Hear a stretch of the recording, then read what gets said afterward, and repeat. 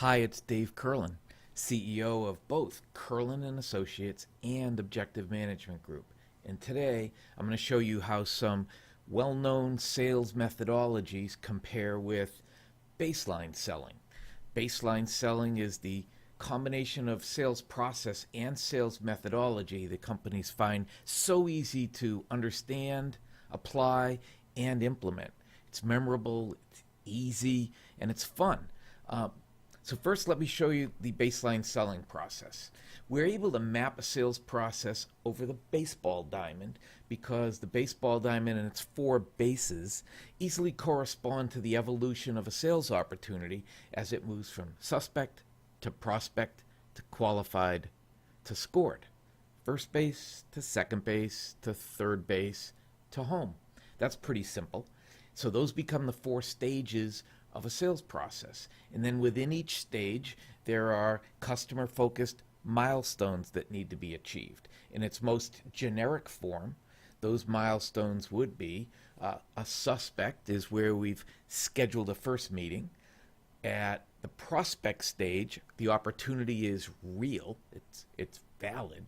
At the qualified stage, they're able to buy. And of course, at the closable stage, a close is imminent, and then a score. So in that stage between home plate and first base, getting to first, that's pretty simple.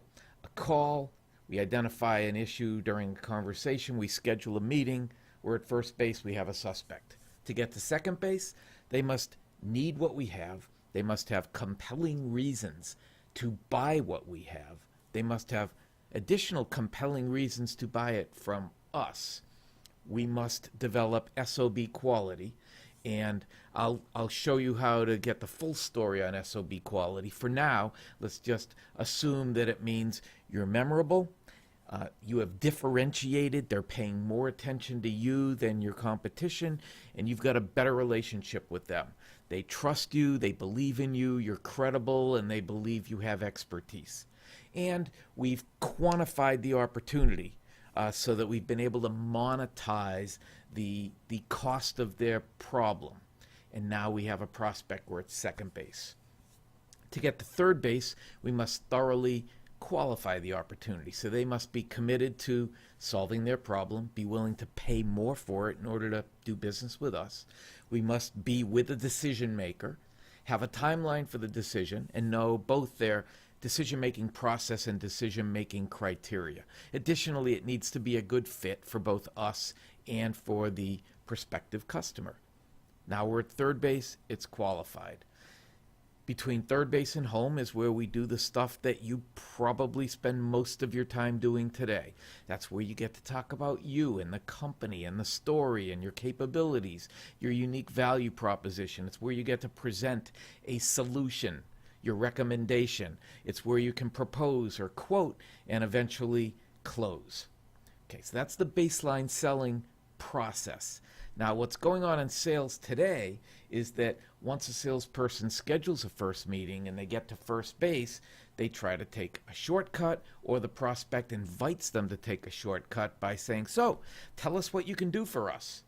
And now you know that the tell us part happens between third base and home plate. And most salespeople, being comfortable doing that part of the sales process, preferring that part of the sales process, having more capabilities in that part of the sales process, accept the invitation to talk about themselves and what they can do.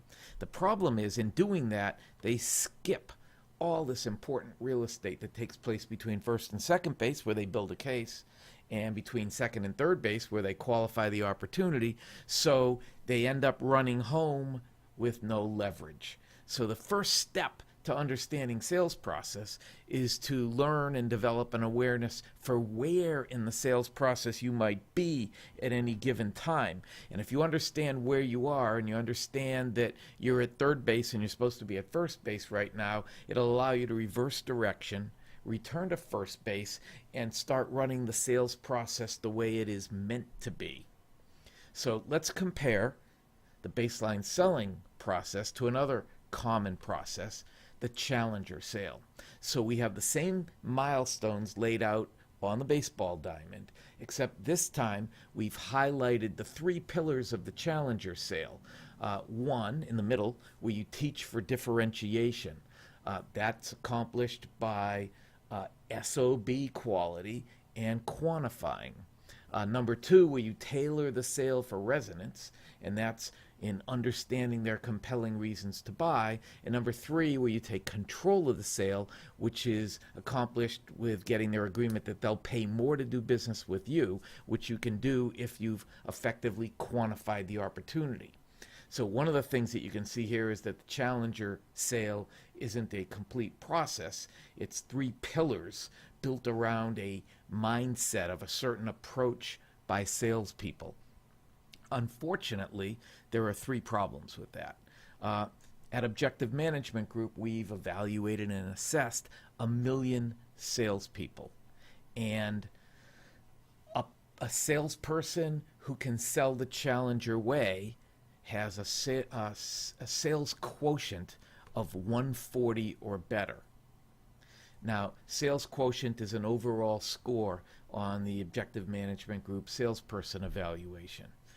Someone who can sell the challenger way has a sales DNA score of 82 or better. That only goes up to 100. Sales DNA is the combination of strengths that support the use of strategies, tactics, execution of the sales process, and sales methodology. And finally, that combination of people who have a sales quotient of better than 140 and a sales DNA of better than 82 represent only 7% of the entire sales population. So while challenger sale gets a lot of attention, a lot of visibility, a lot of buzz, most companies quickly recognize their salespeople can't do it because there's only 7% that are making up the group of elite salespeople that actually can do it. Now, we used to hear the same things, not many people can do it, about spin selling. Now, in spin, again, all the same milestones are mapped out on the baseball diamond, except this time we've highlighted the SPIN acronym, where situation and problem are dealt with in compelling reasons to buy. Implication comes from qualification, and the need payoff comes from the needed. Once again, spin is a questioning strategy, takes place between first and second base in baseline selling, and it's not a complete process.